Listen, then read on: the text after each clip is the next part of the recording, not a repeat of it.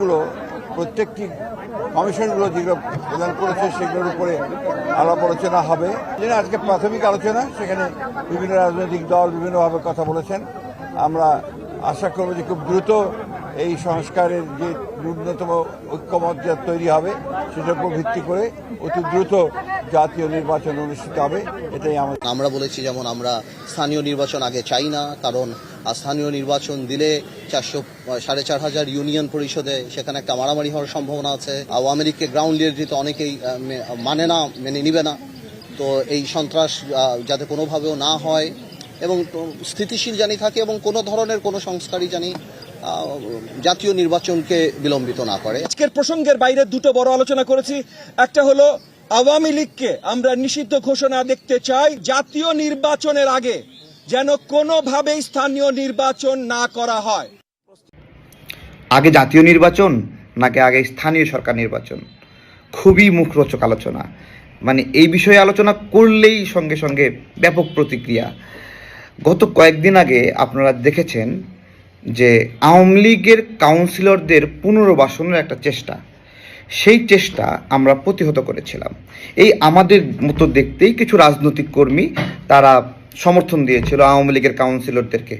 এমনভাবে বলেছে যে এই কাউন্সিলরদেরকে নিয়োগ না দিলে, পুনর্বাসন না করলে গণ অভ্যুত্থানটাই ব্যর্থ, এইভাবে চটকদার করে বলা হয়েছিল। আবার এও বলেছিল তাদেরকে সহযোগিতার বিনিময়ে কাউন্সিলরদের পুনর্বাসন করার জন্য উপদেষ্টাদেরকে বলবে। ব্যাপক তৎপরতা। তারপরে আমরা প্রতিবাদ করলাম, বললাম আমাদের লাশের উপর দিয়ে আওয়ামী কাউন্সিলরদের পুনর্বাসন করতে হবে, আমরা করতে দেব না। সেই আলোচনা শেষ, সেই চেষ্টা ব্যর্থ। আজকে নতুন করে একই আলোচনা শুরু হয়েছে, আগে জাতীয় নির্বাচন নাকি আগে স্থানীয় সরকার নির্বাচন। আপনারা কি দেখতে পাচ্ছেন ওই যে আওয়ামী কাউন্সিলরদের পুনর্বাসনের চেষ্টা, সেই চেষ্টার সঙ্গে আগে স্থানীয় সরকার নির্বাচন, তার সঙ্গে একটা সম্পর্ক রয়েছে। আপনারা কি দেখতে পাচ্ছেন? শেখ হাসিনা যখন স্থানীয় সরকার নির্বাচন করেছিল সেই সময় প্রায় হাজার খানিক মানুষ আহত হয়েছিল, প্রায় 200-র উপরে নিহত হয়েছিল। শেখ হাসিনার অধীনে নিয়ন্ত্রিত স্থানীয় সরকার নির্বাচন, যেটাতে বিএনপি অংশগ্রহণ করেনি, জামাত অংশগ্রহণ করেনি, শুধুমাত্র একদলীয় নির্বাচন। সেই জায়গায় এখন স্থানীয় সরকার নির্বাচন দিলে কীরকম অবস্থা হবে আপনারা চিন্তা করেন। ওইটাও বিষয় না, বিষয় হলো আওয়ামী লীগের যে সকল চেয়ারম্যান, কাউন্সিলর, এরা তো আওয়ামী লীগের হয়ে নির্বাচন করবে না। এরা এখন বিভিন্ন প্ল্যাটফর্ম খুঁজতেছে। এদের কেউ নাগরিক কমিটিতে ঢুকে গেছে, এদের কেউ নুরুল হক নুরের সঙ্গে ঢুকে গেছে, এদের কেউ আরও অপ্রাপর অন্যান্য দলে ঢুকে গেছে। এখন এই যে ঢুকে গেছে, এরা কনফিডেন্স দিচ্ছে যে যেভাবেই হোক আগে স্থানীয় সরকার নির্বাচন লাগবে, কারণ এরা তো অলরেডি এখানে টাকা পয়সা ইনকাম করছে এবং আবার মেম্বার নির্বাচন হলে ওই টাকার খেল খেলবে, আবার সন্ত্রাসের খেল খেলবে, আবার জাস্ট আওয়ামী পুনর্বাসনের একটা নতুন প্রক্রিয়া স্থানীয় সরকার নির্বাচন, যেটা আপনার হলো জাতীয় নির্বাচনের ক্ষেত্রে পারবে না। জাতীয় নির্বাচনের ক্ষেত্রে আওয়ামী লীগ দাঁড়াতেই পারবে না, কিন্তু স্থানীয় পর্যায়ে যখন স্বতন্ত্র প্রার্থী অথবা বিভিন্ন দলীয় ছত্রছায়ায় আওয়ামী লীগের লোকগুলো যখন আসবে, তখন না দেখবেন যে কিভাবে লড়াইটা হয়, ফাইটটা হয়। তো এই আওয়ামী কাউন্সিলর চেয়ারম্যানদের টাকার প্রতি লোভ পড়ছে, যারা চায় তাদের দলকে বিকশিত করার জন্য এদের উপর ভর করে একটা প্ল্যান পরিকল্পনা, তারাই বেসিক্যালি চাচ্ছে স্থানীয় সরকার নির্বাচন। এদের টাকা আছে তো, এদের টাকা দিয়ে ভালো তারা একটা প্রভাব খেলতে পারবে। এই যে এটা আপনারা ধরতে পারছেন কেন আমরা জানি না। আসলে অমুক নেতা বলছে, ওর দল নেতা বলছে, কিন্তু বুঝতেছে না। কিন্তু ও যে আওয়ামী লীগের কাউন্সিলরদের সাথে আতাত করে ফেলেছে, আতাত তো একটা হয়েছে, এই বিষয়ে তো কনফার্ম, তাই না? আতাত যদি না হয় তাহলে ওরা আওয়ামী কাউন্সিলরদের পুনর্বাসনের জন্য মিটিং করলো কেন?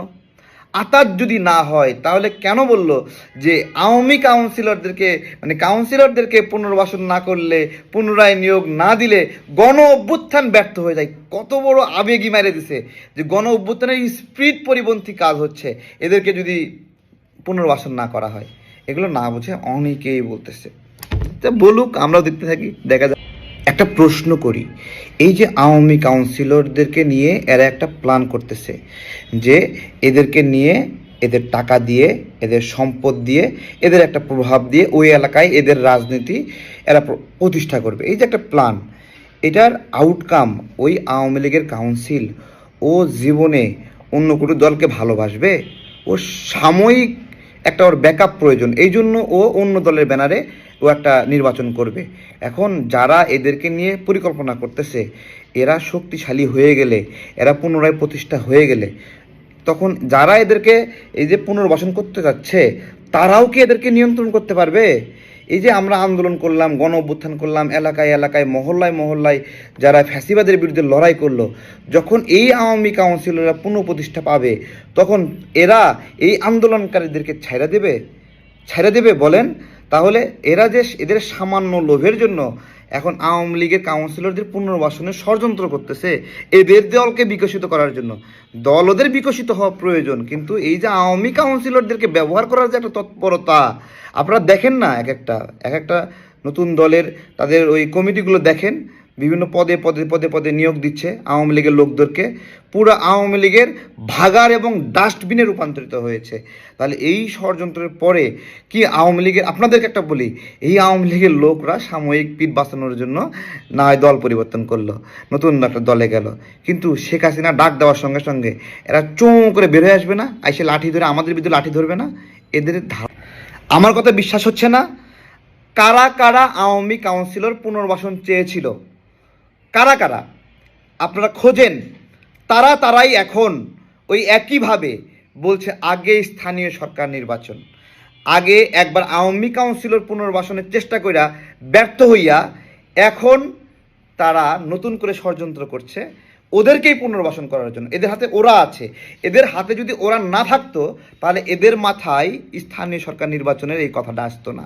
কোনো তো একটা স্বার্থ আছে, সেই স্বার্থটা কি আপনারা একটু খোঁজেন।